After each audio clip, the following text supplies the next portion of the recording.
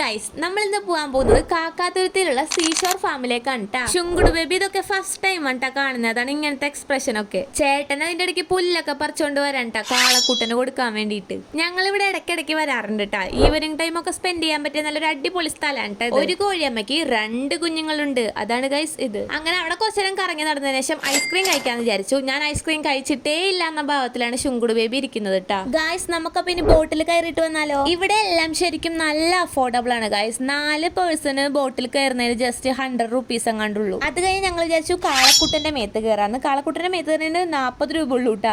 അങ്ങനെ ഞങ്ങൾ കയറി ആ ഒരു ഇതങ്ങോട്ട് മാറിക്കിട്ടി. പിന്നെ ശുങ്കുടുന് പറ്റിയ കുറച്ച് റൈഡ്സിലൊക്കെ അവനെയും കയറ്റി. അവനും ഹാപ്പി ആയിക്കോട്ടെ. ഇനി നമുക്ക് മെയിൻ പരിപാടി ഫുഡ് അടിക്കാൻ പോവാം. നമ്മൾ ഫുഡ് കഴിക്കാൻ പോയത് 3 പീടികയിലുള്ള ഗീ റൈസ് എന്ന് പറഞ്ഞിട്ടുള്ള റെസ്റ്റോറന്റിലേക്കാണ്. ഞങ്ങൾ കല്യാണച്ചോറ് കഴിക്കാൻ വേണ്ടിയിട്ടാണ് പോയത്. അത് കഴിഞ്ഞ കാരണം ഞങ്ങൾ നെയ്ച്ചോറും ബീഫും കഴിച്ച് അങ്ങോട്ട് ഒതുക്കി. അപ്പോൾ ഗൈസ് ഇന്നത്തെ വീഡിയോ ഇത്രയുള്ളൂ. നെക്സ്റ്റ് വീഡിയോയിൽ കാണാം. ബൈ.